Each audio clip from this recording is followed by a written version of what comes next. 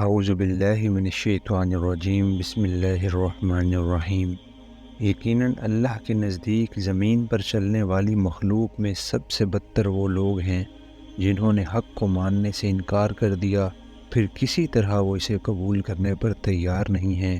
خصوصاً ان میں سے وہ لوگ جن کے ساتھ تو نے معاہدہ کیا، پھر وہ ہر موقع پر اس کو توڑتے ہیں اور ذرا خدا کا خوف نہیں کرتے۔ یہاں خاص طور پر اشارہ ہے یہود کی طرف۔ نبی صلی اللہ علیہ وسلم نے مدینہ طیبہ میں تشریف لانے کے بعد سب سے پہلے انہی کے ساتھ حسن جوار اور باہمی تعاون و مددگاری کا معاہدہ کیا تھا، اور اپنی حد تک پوری کوشش کی تھی کہ ان سے خوشگوار تعلقات قائم رہیں۔ نیز دینی حیثیت سے بھی آپ یہود کو مشرکین کی بنسبت اپنے سے قریب تر سمجھتے تھے، اور ہر معاملے میں مشرکین کے بالمقابل اہل کتاب ہی کے طریقے کو ترجیح دیتے تھے، لیکن ان کے علماء اور مشائخ کو توحید خالص اور اخلاق صالحہ کی وہ تبلیغ اور اعتقادی و عملی گمراہیوں پر وہ تنقید اور اقامت دین حق کی وہ صحیح جو نبی صلی اللہ علیہ وسلم کر رہے تھے ایک آن نہ بھاتی تھی، اور ان کی پہم کوشش یہ تھی کہ یہ نئی تحریک کسی طرح کامیاب نہ ہونے پائے۔ اسی مقصد کے لیے وہ مدینہ کے منافق مسلمانوں سے ساز باز کرتے تھے۔ ان کے لیے وہ اوس اور خزرج کے لوگوں میں ان پرانی عداوتوں کو بھڑکاتے تھے جو اسلام سے پہلے ان کے درمیان کچھ تو خون کی موجب ہوا کرتی تھیں۔ اسی کے لیے قریش اور دوسرے مخالف اسلام قبیلوں سے ان کی خفیہ سازشیں چل رہی تھیں، اور یہ سب حرکات اس معاہدہ دوستی کے باوجود ہو رہی تھی جو نبی صلی اللہ علیہ وسلم اور ان کے درمیان لکھا جا چکا تھا۔ جب جنگ بدر واقع ہوئی تو ابتدا میں ان کو توقع تھی کہ قریش کی پہلی ہی چوٹ اس تحریک کا خاتمہ کر دے گی، لیکن جب نتیجہ ان کے توقعات کے خلاف نکلا تو ان کے سینوں کی آتش حسد اور زیادہ بھڑک اٹھی۔ انہوں نے اس اندیشے سے کہ بدر کی فتح کہیں اسلام کی طاقت کو ایک مستقل خطرہ نہ بنا دے، اپنی مخالفانہ کوششوں کو تیز تر کر دیا، حتیٰ کہ ان کا ایک لیڈر کعب بن اشرف جو قریش کی شکست سنتے ہی چیخ اٹھا تھا کہ آج زمین کا پیٹ ہمارے لیے اس کی پیٹھ سے بہتر ہے، خود مکہ گیا اور وہاں اس نے ہیجان انگیز مرثی کہہ کر قریش کو انتقام کا جوش دلایا۔ اس پر بھی ان لوگوں نے بس نہ کی۔ یہودیوں کے قبیلہ بنی کینکا نے معاہدہ حسن جوار کے خلاف ان مسلمان عورتوں کو چھیڑنا شروع کیا جو ان کی بستی میں کسی کام سے جاتی تھیں، اور جب نبی صلی اللہ علیہ وسلم نے ان کی اس حرکت پر ملامت کی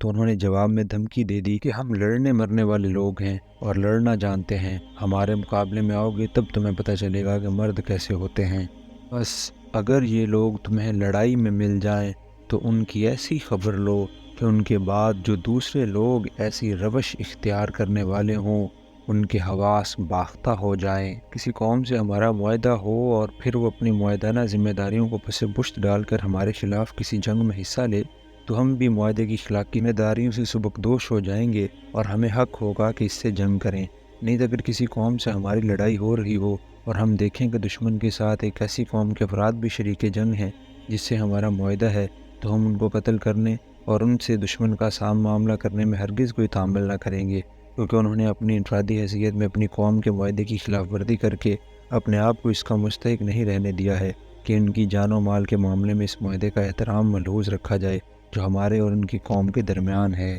توقع ہے کہ بد عہدوں کے اس انجام سے وہ سبق لیں گے، اور اگر کبھی تمہیں کسی قوم سے خیانت کا اندیشہ ہو تو اس کے معاہدے کو اعلانیہ اس کے آگے پھینک دو۔ آیت کی روح سے ہمارے لیے کسی طرح جائز نہیں ہے کہ اگر کسی شخص یا گروہ یا ملک سے ہمارا معاہدہ ہو اور ہمیں اس کے طرز عمل سے شکایت لاحق ہو جائے کہ وہ عہد کی پابندی میں کوتاہی برت رہا ہے، اندیشہ پیدا ہو جائے کہ وہ موقع پاتے ہی ہمارے ساتھ غداری کر بیٹھے گا، تو ہم اپنی جگہ خود فیصلہ کر لیں کہ ہمارے اور اس کے درمیان معاہدہ نہیں رہا، اور یکایک اس کے ساتھ وہ طرز عمل اختیار کرنا شروع کر دیں جو معاہدہ نہ ہونے کی صورت میں ہی کیا جا سکتا ہو۔ اس کے برعکس ہمیں اس بات کا پابند کیا گیا ہے کہ جب ایسی صورت پیش آئے تو ہم کوئی مخالفانہ کارروائی کرنے سے پہلے فریق ثانی کو صاف صاف بتا دیں کہ ہمارے اور تمہارے درمیان اب معاہدہ باقی نہیں رہا، تاکہ فسخ معاہدہ کا جیسا علم ہم کو حاصل ہے ویسا ہی اس کو بھی ہو جائے، اور وہ اس غلط فہمی میں نہ رہے کہ معاہدہ اب بھی باقی ہے۔ اسی فرمان الہی کے مطابق نبی صلی اللہ علیہ وسلم نے اسلام کی بین الاقوامی پالیسی کا یہ مستقل اصول قرار دیا تھا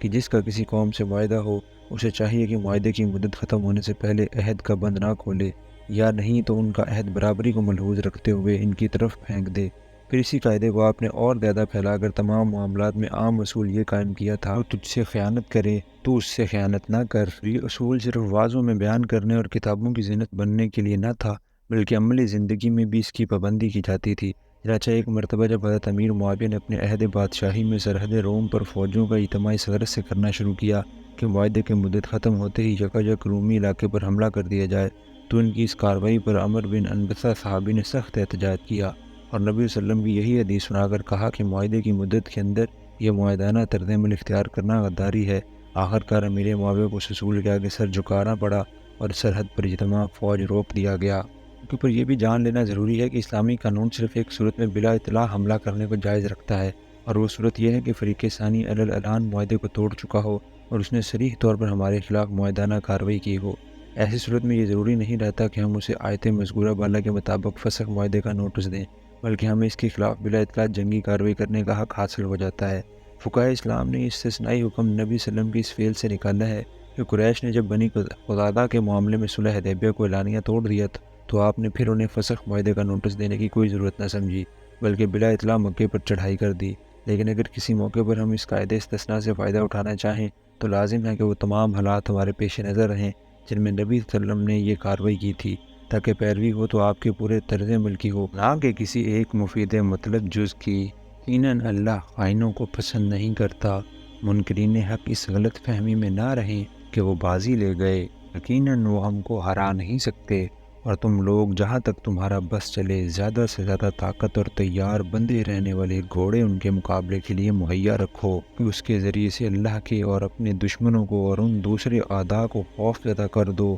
جنہیں تم نہیں جانتے مگر اللہ جانتا ہے۔ مطلب یہ ہے کہ تمہارے پاس سامان جنگ اور ایک مستقل فوج ہر وقت تیار رہنی چاہیے تاکہ بوقت ضرورت فوراً جنگی کارروائی کر سکو۔ یہ نہ ہو کہ خطرہ سر پر آنے کے بعد گھبراہٹ میں جلدی رضاکار اور اسلحہ اور سامان رسد جمع کرنے کی کوشش کی جائے، اور اس اثناء میں کہ یہ تیاری مکمل ہو دشمن اپنا کام کر جائے۔ اللہ کی راہ میں جو کچھ تم خرچ کرو گے اس کا پورا بدل تمہاری طرف پلٹایا جائے گا اور تمہارے ساتھ ہرگز ظلم نہ ہوگا۔ اے نبی، اگر دشمن صلح و سلامتی کی طرف مائل ہوں تو تم بھی اس کے لیے آمادہ ہو جاؤ اور اللہ پر بھروسہ کرو، یقیناً وہی سب کچھ سننے اور جاننے والا ہے، اور اگر وہ دھوکے کی نیت رکھتے ہوں تو تمہارے لیے اللہ کافی ہے۔ بین الاقوامی معاملات میں تمہاری پالیسی بزدلانہ نہیں ہونی چاہیے، بلکہ خدا کے بھروسے پر بہادرانہ اور دلیرانہ ہونی چاہیے۔ دشمن جب گفتگو مصالحت کی خواہش ظاہر کرے، بے تکلف اس کے لیے تیار ہو جاؤ، اور صلح کے لیے ہاتھ بڑھانے میں اس راہ پر انکار نہ کرو